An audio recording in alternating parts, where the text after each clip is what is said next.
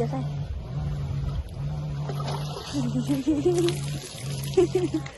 สมัครเป็นลูกไผ่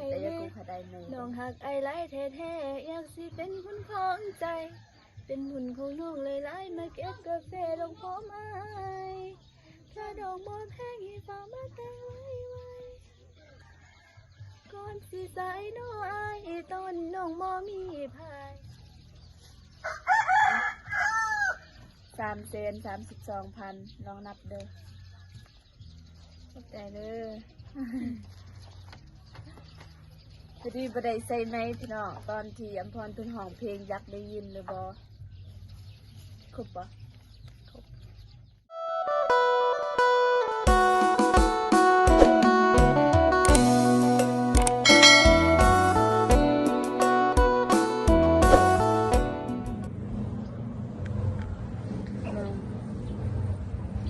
เปิดภาพมากะที่บ้านของน้องเองนี่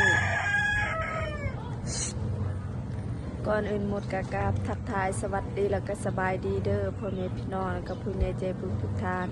บ่ว่าจะเป็นจะไปในและก็ต่างประเทศก็ขอสวัสดีสบายดีเบิดสุขุสุขนเด้อยินดีต้อนรับซองอาตูนชาแนล มื้อนี้น้องก็บ่ได้ไปไสเนาะพี่น้องว่าอยู่บ้านของน้องได้มีการรวมแล้วก็บ่ได้ไปหาตูนเพิ่นหาการรวมแล้วแล้วก็น้องก็มื้ออาบน้ำอันนี้ก็หากอาบน้ำแล้วแล้วก็คิดว่าสิไปหาน้องอำพรเพิ่นจักสิเอิ้นน้องหรือสิเอิ้นเสี่ยว คือแบบรุ่นเดียวกันนะสิไปหาอำพรเพิ่นพอดีมีเงินทางผู้ใหญ่คือพ่อฮักอยู่ฝั่งไทยนี่แหละฝากมาให้น้องเป็นสะพานบุญให้แล้วก็ไปให้น้องพรเพิ่นพอดีเงินที่พ่อฮักเพิ่นให้ก็โดนเติบแล้วตั้งแต่เดือนที่แล้วนี่แหละแต่ว่าน้องก็บ่ค่อยได้ถ่ายคลิป มื้อนี้ก็ได้มีโอกาสไปหาอำพรเพิ่นเพราะว่ามื้อนี้เพิ่นก็น่าจะอยู่บ้านนี่แหละเพราะว่าตอนไปรวมหันก็ไปรวมนำกันแต่ว่าตอนนี้เพื่อนนั้นน่าจะอยู่ในเฮือนนี่ก็บ่ได้ไปหาไอ้ตูนเพื่อนเพราะว่าน้องก็ค่ารวมแน่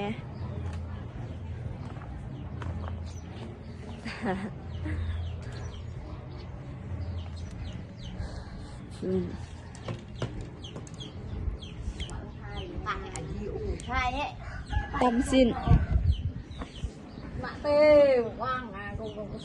ผู้อายกอกในแมนร้านน่ะ2 คนนี่แมนป้า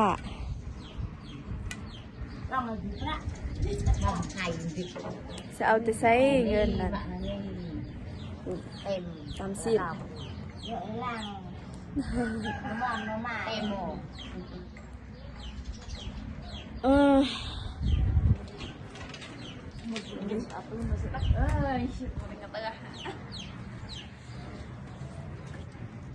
อำพรเพื่อนสิอยู่เฮือนบ่ได้โทรหาเพื่อนสันพอดีมีงบพอหักเพื่อนฝากมากกะ500 บาทนี่แหละผู้ที่น้องเว้าในคลิปที่น้องให้เงินให้แม่มื้อนั้นหั่นน่ะยังมีอีกผู้นึงแล้วก็4 คนนี่แหละ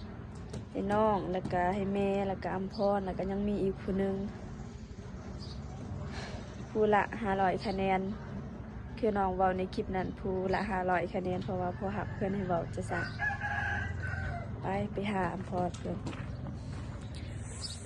ฮอดแดดออก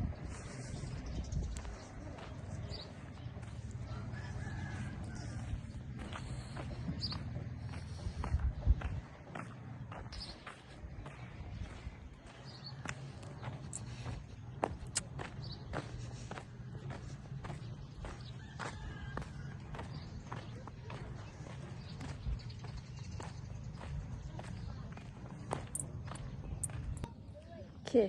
สิฮอดแล้วพุ่นเฮือนเพิ่นอันนี้เมนเฮือนอำพรแล้วก็ยับมาพี่อันนั้นเมนเฮือนน้องเฮือนกะใกล้ๆกันนี่แหละ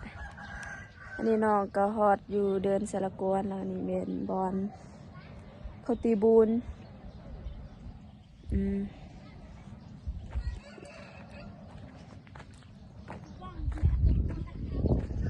กะ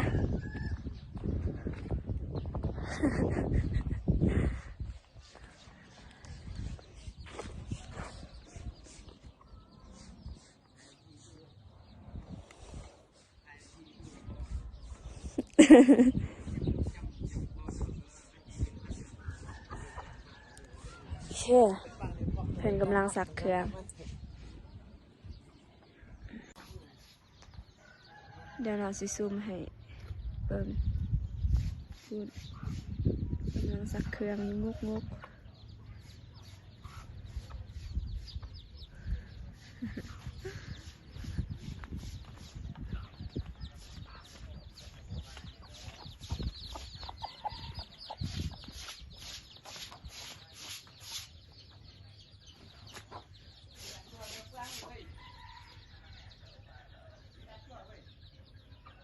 จม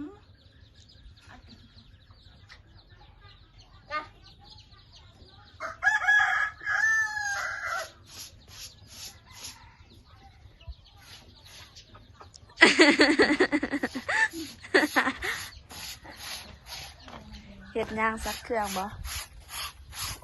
เครื่อง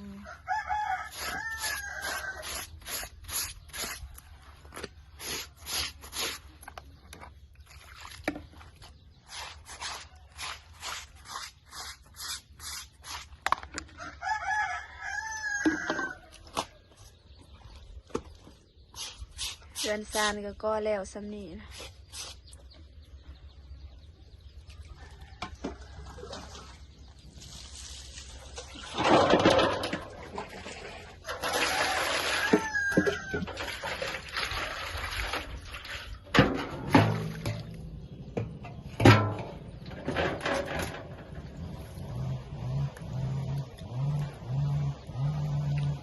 อีจะได้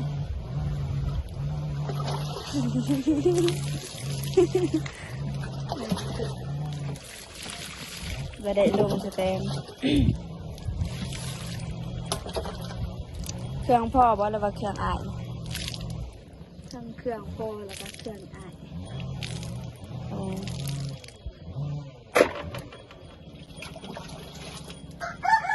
เด้ไปปั่นอยู่จักข่อยก็ได้สักแล้วละดิ จากแรกเลยเสือแบบนี้มันปั่น เทื่อหน้าหันมายานว่าสักบ่ไหวหันก็มาปั่นได้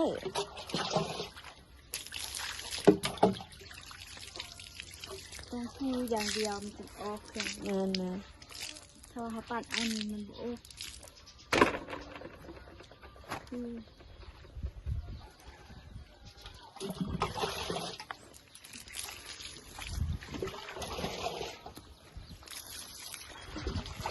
จะมาใส่จนเต็มเลย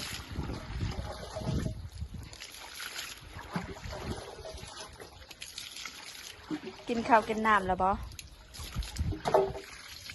ยัง ยิน บ่น้ำบ่มามื้อนี้น้ำบ่มาพี่น้อง ทุกมื้อแบบนี้แหละนะ กูขัดไอไม่ได้ว่าอุ้งแห้งเดี๋ยวบ่ได้ใส่ไม้นั่นแม่นจักกับมันอ่ำจักย่างอ่ะ มันอุ่น ยังใส่ได้บ่ บ่ ยามหนาวช่วงเดือน10 11 12พุ่นได้ใจอีหลีคันใส่จักนี่ มันบ่อุ่น ได้อาบน้ำอุ่น อุ่นแต่ว่าซ้ำอุ่นซื่อๆแต่ว่าบ่ปานใดซ้ำเก่าหั่นแหละมันบ่อุ่น เบิ่งเพิ่นซักเครื่องแล้ว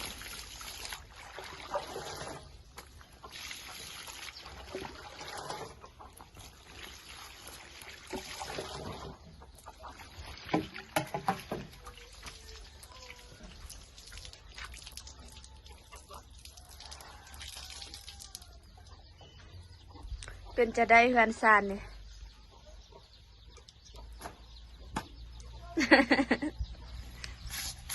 คือเฮ็ดนี่แหละบุญมีงบเฮ็ดแหละ หยุดละบ่ เลย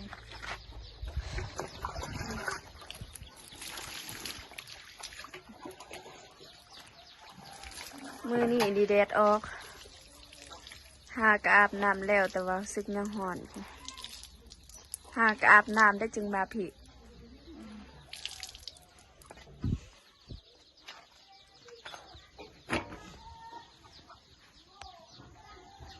มาดีเด้อ ลืม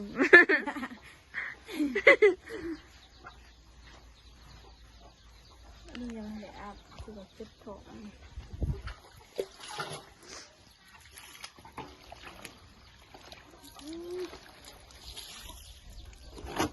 อยากเทียน มาซื่อๆเด้อบ่ได้มีหยังมาฝากมาตอน โดยบ่เป็นหยังเราเบิ่งสักเครื่องนี่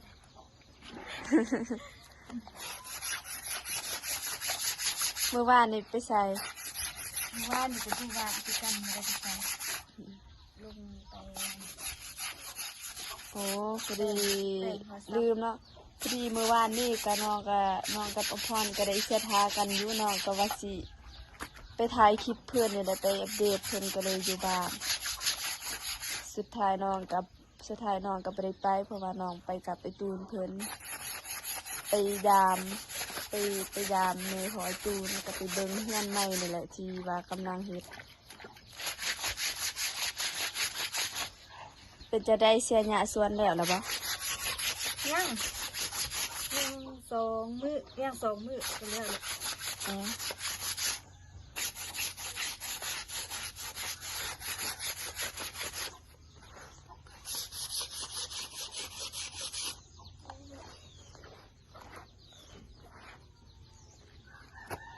แล้วก็สิทาอัมพรเพิ่นสักเครื่อง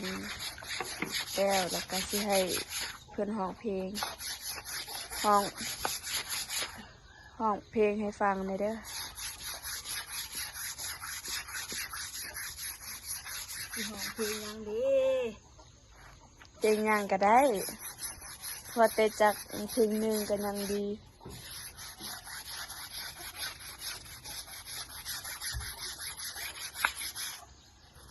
โอเคสิได้ทายเป็นระยะเอาเด้อพี่น้อง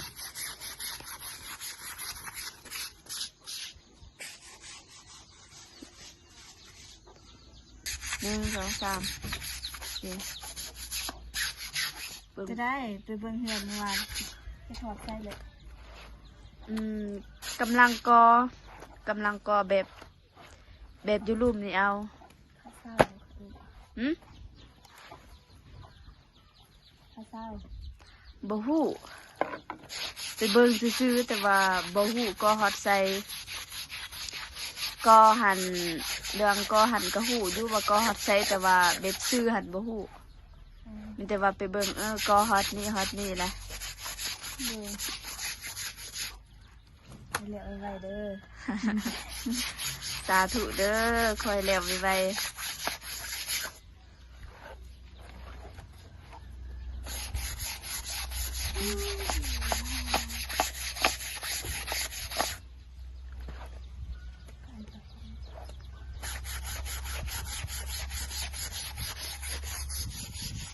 กูก็มาคนสามนักกูมักตานนะ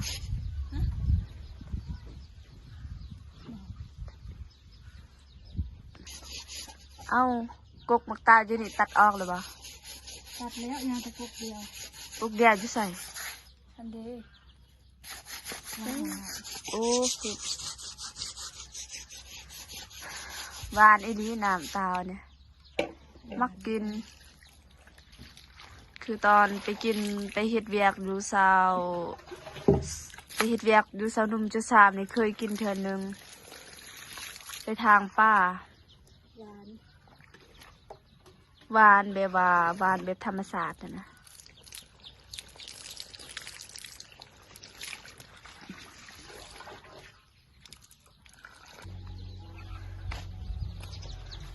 อ้าวซักเครื่องเป็นทีเรียบร้อยแล้วยังแต่ว่าสิตากไอโกได้มาหาบ่เมื่อวานเนี่ย มาเรามากับไอ้มิกเนาะไอ้มิก2 คน มากับไอมิกเพิ่นก็ได้บอกอยู่ไปเพาะอยู่เฮือนใหม่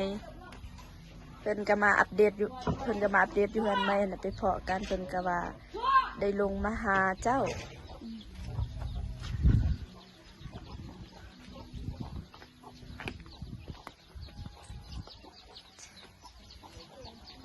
เด็ด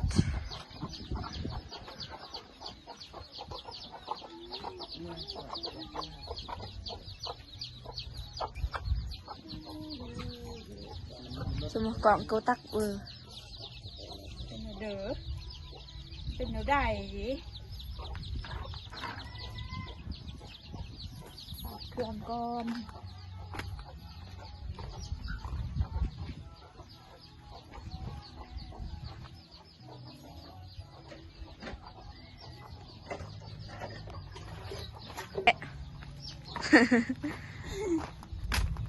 ดินตักเดือน ตากเดือนไหมเนาะน้องกะยังบ่ได้ดึงเข่าวดึงน้ำอันนี้ก็ฮอดโมงแล้วเด้3 โมงแล้วเด้นี่ป้าดบ่เคยขึ้นได้อยู่เทิงนี่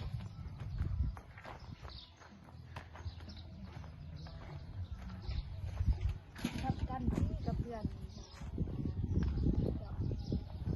บ่เขื่อนเจ้าได้ใหญ่กว่าตามเบิ่งนี่15 เสาเนาะ แม่น 15 เสาคือกันแต่ว่าตามที่ข่อยไปเบิ่งเมื่อวานนี่มันบ่ใหญ่ซ้ำนี่พุยอันนี้แบบเสากะห่างๆแน่แต่ว่าเสาของพวกข่อยหันบ่ห่างเจ็ดจักห้องเด้ 4 หอกกับมาไม่หอกเพิ่นว่า4 หอก 4 ห้องอืม เป็นหอก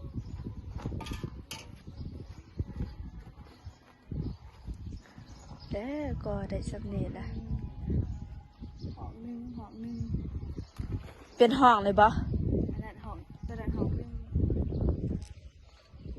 ห้องหนึ่งห้องหนึ่งห้องหนึ่งนั่นบ่ เบื้องนี้หอกหนึ่งเบื้องนี้มี3 หอก 1 2 3 4แม่น4 ห้องอันนั้นเป็นดอกซานบ่ แม่น อ๋อ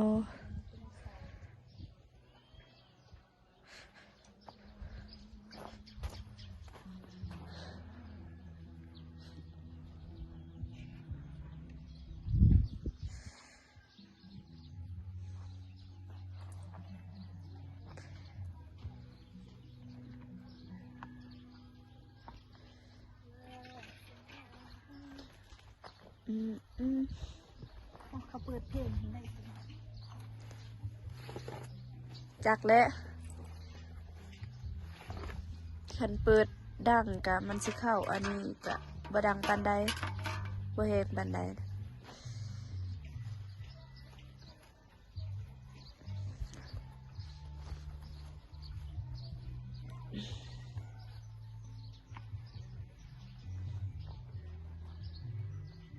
มีแต่ว่ามื้ออื่นสิไปหาไอ้ตูนเพิ่นนั่น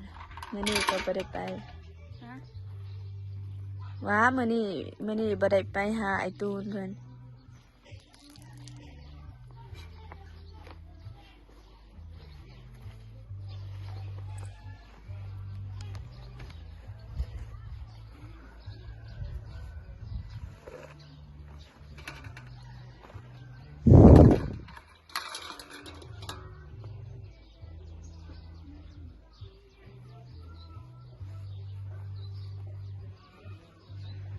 แล้วนะ แล้ว จะมากล่องตัก ไป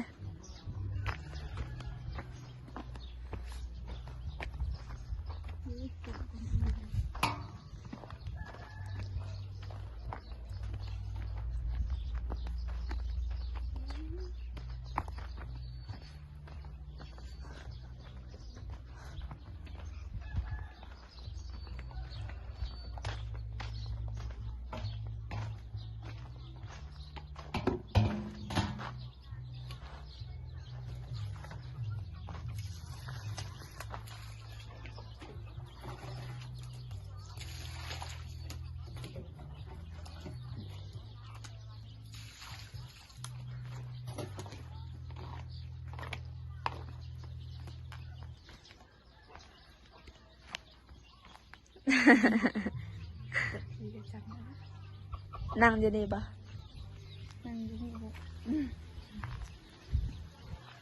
เรามีบอลตังกองได้อยู่นี่เอา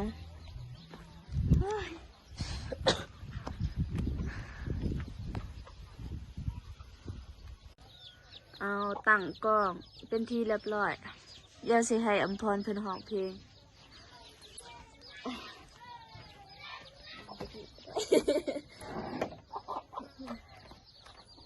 เห็นบ่เนาะลองเปิดไปเบิ่งละเส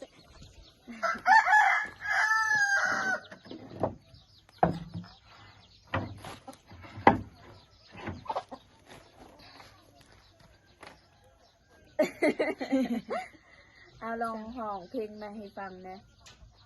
เดี๋ยวพองเป็นทอนฮุกก็ได้ เพราะว่าเวลาก็ยังหน่อยเดียวนะเลย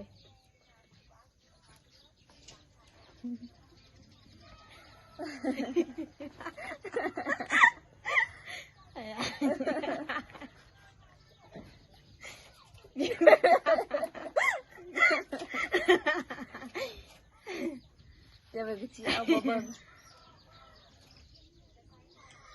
ขอแต่ทอนฮุกเด้อเลยหากเจ้าบ่มีภายเอียวสมัครเป็นลูกไผเด้น้องหักไอ้หลายแท้ๆอยากสิเป็นคนของใจ เป็นหุ่นของน้องเลยหลายมาเก็บกาแฟลงพร้อมอายถ้าดอกบ่แพงให้ฝากมาแต่ไว้ก่อนสิสายน้ออายต้นน้องบ่มีไผได้มาพบพอแล้วสิเก็บกาแฟลงพร้อมใจผู้แก้มไปเลยผู้แก้มไปเลยสิได้เป็นลูกไผแม่อยู่บ่อายห่วงให้นักเอกMVฟังเมื่อแต่บอเลยมวนลายดูอีเดียปากกายาว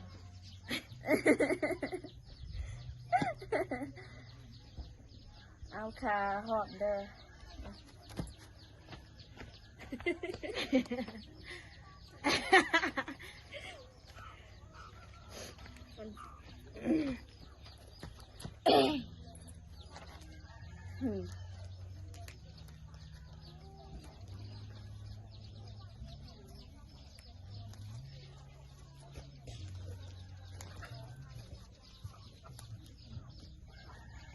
1 2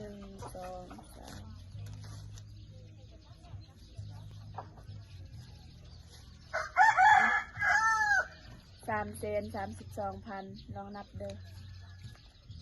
ขอบใจเด้อพอดีบ่ได้ใส่ไม้พี่น้องตอนที่อำพรเพิ่นห้องเพลงยักได้ยินหรือบ่ครบบ่ครบเลย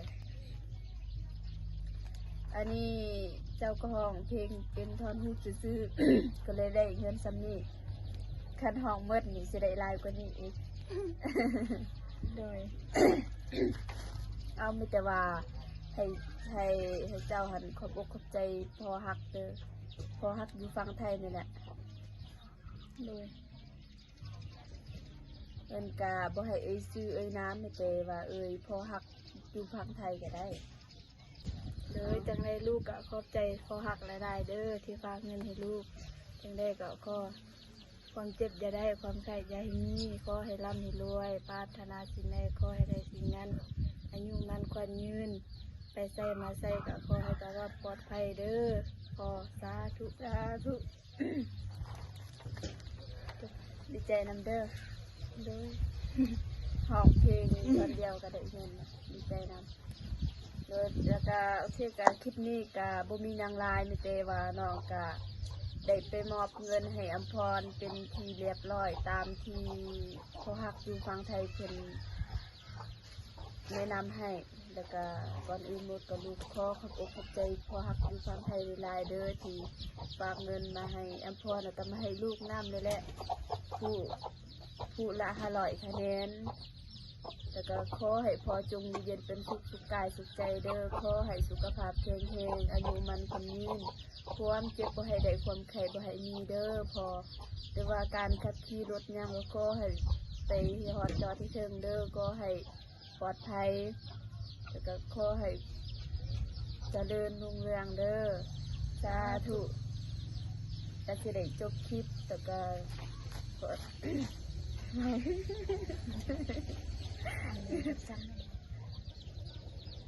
ก็สิได้จบคลิปและคลิปนี้ก็สิจบคลิปนี้เพียงเท่านี้มาพอกันคลิปหน้าคลิปนี้นอนและการอมพรขอกล่าวคำว่าสบายดีเด้อบายจะได้กลับกันได้โดยมาหนึ่งเขาวหนึ่งน้ำคือกันกลับก่อนเลย